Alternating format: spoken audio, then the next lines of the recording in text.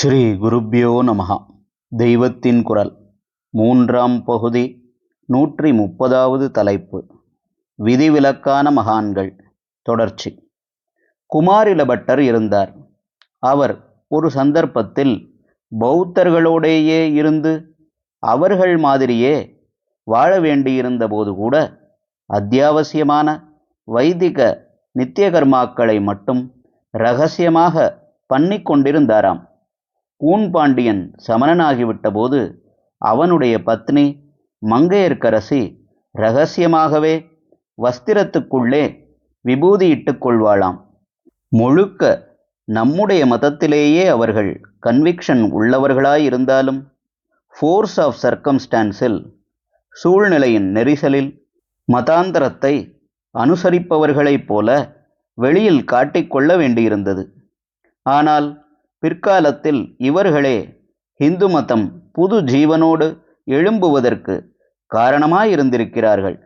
நம் தேசத்தில் வடக்கே பௌத்தம் தலை சாய்வதற்கு முக்கிய காரணமாயிருந்தவர் குமாரிலபட்டர். அவர் குமாரசுவாமியின் அம்சம். அதேபோல தென் தேசத்தில் ஜைனம் நலிந்து வைதிக மதம் புத்துயிர் பெற காரணமாயிருந்த சுப்பிரமணிய அவதாரம்தான் ஞானசம்பந்தரென்றால், அந்த ஞானசம்பந்தர் இப்படிப்பட்ட பெருமை கொள்வதற்கு காரணமாக அவரை மதுரைக்கு வரவழைத்தது மங்கையர்க்கரசிதான். அவளை 63 நாயன்மார்களிலேயே ஒன்றாக சேர்த்திருக்கிறது. அதாவது குமாரிலபட்டர், மங்கையர்க்கரசி ஆகியவர்களும் நம் லெவலுக்கு ரொம்பவும் மேலே இருந்தவர்கள்.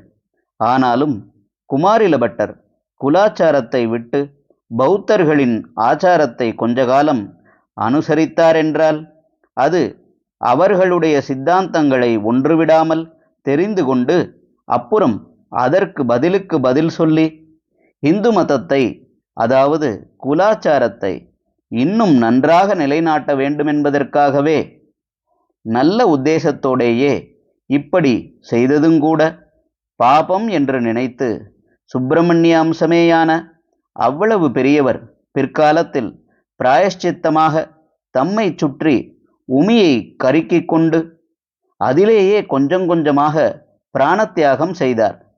குலாச்சாரத்தை விட்டதால் பதிதனாவதற்கு பதில் இப்படி கோர மரணம் ஏற்படுத்தி கொள்வதே மேல் என்று அவர் காட்டினதுதான் நமக்கு படிப்பினையே தவிர நடுவிலே அதை விட்டது அல்ல.